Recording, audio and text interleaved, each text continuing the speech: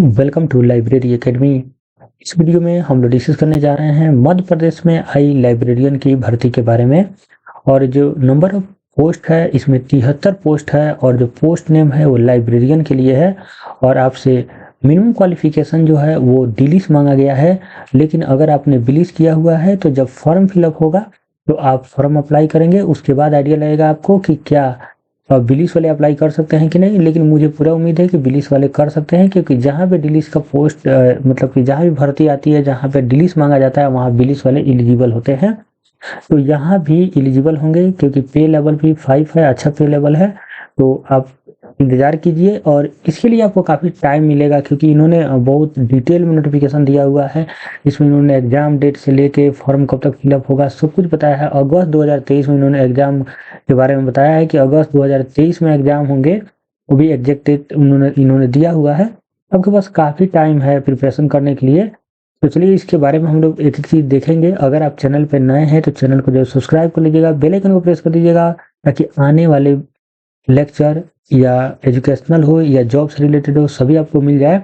अगर आप KVS, NVS या डीएसएसपी लाइब्रेरियन या अन्य कोई लाइब्रेरियन का एग्ज़ाम का प्रिपरेशन करना चाह रहे हैं और चाहते हैं तो ज़रूर आप लाइब्रेरी एकेडमी ऐप डाउनलोड कीजिएगा गूगल प्ले स्टोर में जाके, या इसी वीडियो के नीचे डिस्क्रिप्शन बॉक्स में लिंक है, वहाँ पे जाकर आप क्लिक कीजिएगा और डाउनलोड करके वहाँ पे कोर्सेज ज्वाइन कर लीजिएगा। काफ़ी मैंने नॉमिनल फ़ी में कोर्स प्रोवाइड किया है, जिसमें theoretical lecture, MCQs and test series रहेगा। इससे आपको फुल प्रिपरेशन हो जाएगा लाइब्रेरी एंड इन्फॉर्मेशन साइंस के लिए।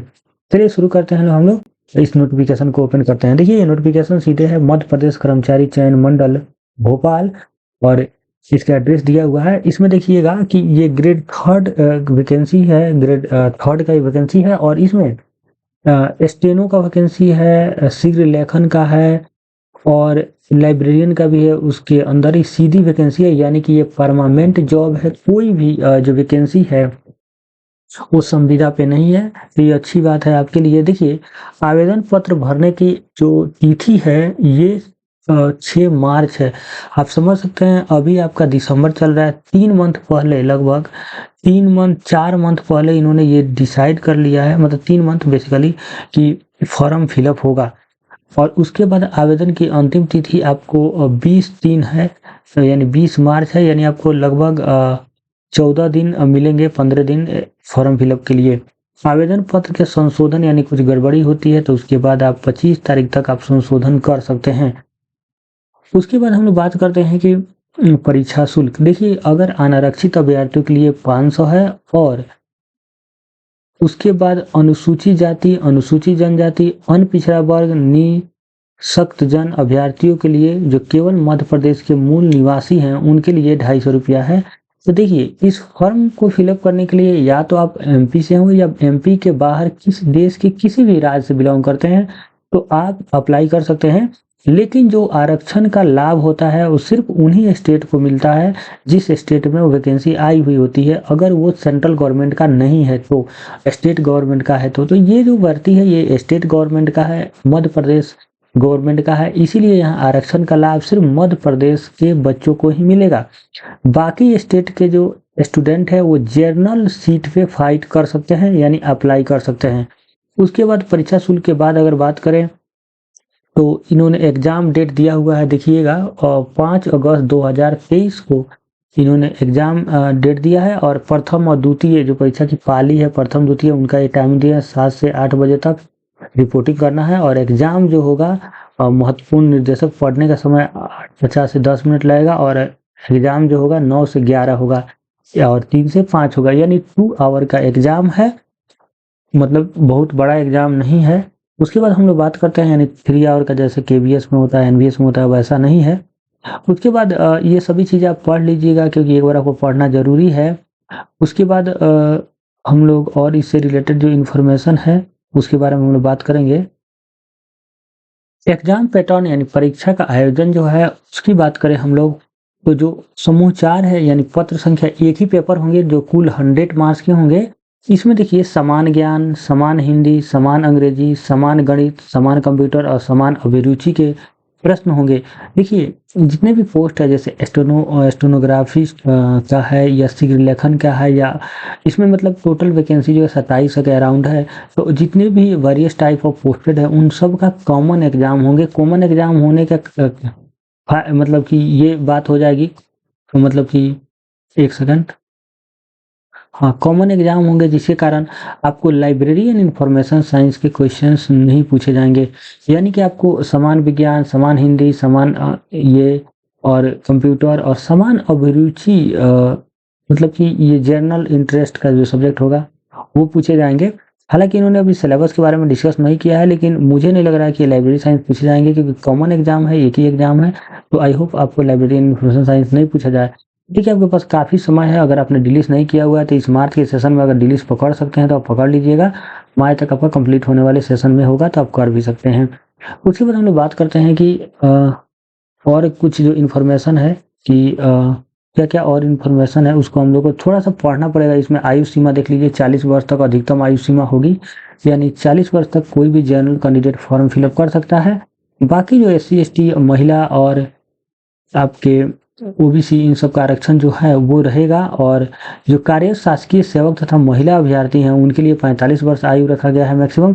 उसके बाद ओबीसी, SC/ST को 3 वर्ष और 5 वर्ष का जो छूट मिलता है वो भी मिलेगा।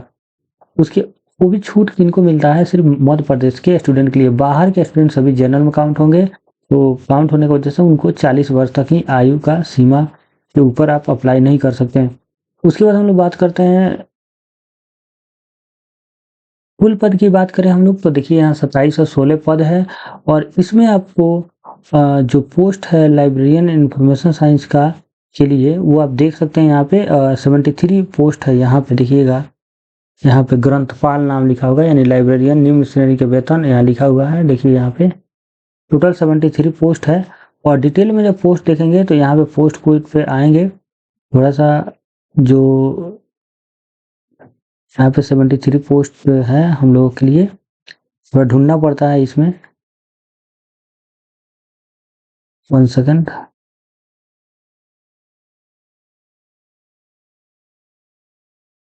यहाँ पे देख सकते हैं 31 नंबर सीरियल में आप देख सकते हैं लोक शिक्षण संचालनालय मध्य प्रदेश भोपाल, इस डिपार्टमेंट में आई हुई है। एंड ग्रंथपाल का यहाँ आई हुई है भर्ती, सीधी भर्ती है, यानी कि आपको परमानेंट जॉब मिलेंगे। और यहाँ पे जो सीट का देख सकते हैं यहाँ पे टोटल 73 है। और कैटेगरी वाइज वैकेंसी देखना है तो आपको फर्स्ट रो समझना होगा कि ये अनारक्षित है, मतलब EWS का है। फिर ये ओबीसी, ST/ST, आप हिंदी को इंग्लिश में समझ लीजिएगा। यहाँ पे आप देख सकते हैं कि जो दूसरे स्टेट के बच्चे हैं उनको 21 सीट ऐसे हैं जो अनारक्षित है, तो उनके लिए ये अनरिजर्व है। तो 21 सीट पर आप फाइट कर सकते हैं दूसरे स्टेट के बच्चे। बाकी जो सीट है सब आरक्षित है, तो वहाँ MP के स्टूडेंट को ही फायदा मिल सकता है। तो टोटल वैकेंसी 73 है। यहाँ पे देखेंगे आप कि पद कोड 102 है इसका लाइब्रेरियन का, जो कि ग्रंथपाल हिंदी में होता है, और 73 पोस्ट है। और यहाँ पे आप जो क्वालिफिकेशन देखेंगे, पेमेंट लेवल देखेंगे और क्वालिफिकेशन, तो देखिए यहाँ पेमेंट लेवल जो है ये लेवल 5 का है। 22,100 से 70,000 तक सैलरी बन गया। न्यूनतम शैक्षिक योग्यता जो है हायर सेकेंडरी के साथ आपको डिप्लोमा, लाइब्रेरी साइंस में डिप्लोमा होना चाहिए। यानी कहने का मतलब 12th एंड प्लस आपको डिलीस होना चाहिए। अगर आप क्वालिफिकेशन रखते हैं तो आपको 100% ये क्वालिफाई, मतलब कि आप अप्लाई कर सकते हैं। लेकिन फॉर्म आ जाने के बाद आप देखिएगा बिलिस वाले भी अप्लाई कर सकते हैं, वहाँ पे ऑप्शन जरूर रहेगा बिलिस का हायर डिग्री के लिए। तो आप देखना होगा फॉर्म आता है तो उसके बाद आपको एक बार थोड़ा सा इंतजार करना होगा, क्योंकि मार्च में फॉर्म स्टार्ट हो रहा है, थोड़ा सा टाइम है आपके पास। तो उसके पहले मतलब इस वैकेंसी में यही बात है कि लाइब्रेरी साइंस अगर नहीं पूछा जाएगा तो आपके लिए जनरल कंपटीशन जैसा हो जाएगा। लेकिन हाँ, बिलीस के जो बच्चे होंगे यानी दिल्लीस के, वही फॉर्म फिलअप कर पाएंगे, ये एक चीज फायदा रहेगा आपके लिए। एक बार आप परीक्षा शहर भी देख लीजिए, जहाँ पे भोपाल आपका मेन रहेगा, ग्वालियर, इंदौर, जबलपुर, नीमच, रत रतलाम, उज्जैन, सीधी कोई जगह है वहाँ पे, सतना, सागर, रीवा, ये टोटल 11 यहाँ पे जगह है जहाँ पे एग्जाम होंगे। तो जो भी आपके सिटी, जो भी आपका शहर आपसे नज़दीक पड़ता है, वहाँ पे आप अपना एग्जाम परीक्षा के अंदर चूज कर सकते हैं। आई थिंक अगर चूज करने का ऑप्शन नहीं होगा तो ये भी हो सकता है कि आप सिर्फ फॉर्म फिलअप करें, वो अपने आधार पे आपका एग्जाम सेंटर डिसाइड करें तो ऐसा अगर करते हैं तो थोड़ा-सा दिक्कत होगा, लेकिन एक बार ये पढ़ना होगा कि इसमें 4 परीक्षा सौर का प्राथमिक क्रम, अच्छा इसमें 4 आप सिटी को आपको प्राथमिक क्रम से सेलेक्ट करना होगा। तो जैसे कोई भोपाल का रहने वाला है तो भोपाल अपना फर्स्ट प्रेफ़रेंस दे दिया, सेकंड उससे नज़दीक, थर्ड उससे थोड़ा-सा दूर।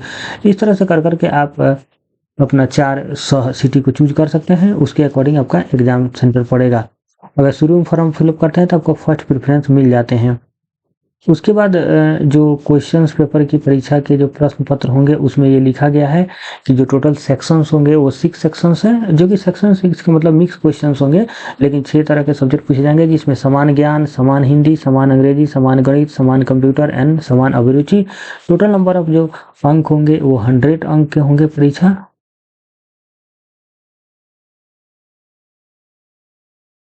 तो ये था डिटेल इस फॉर्म्स के रिगार्डिंग। अगर आपको कोई भी और डाउट है तो आप कमेंट कर सकते हैं या वेट कीजिए अभी।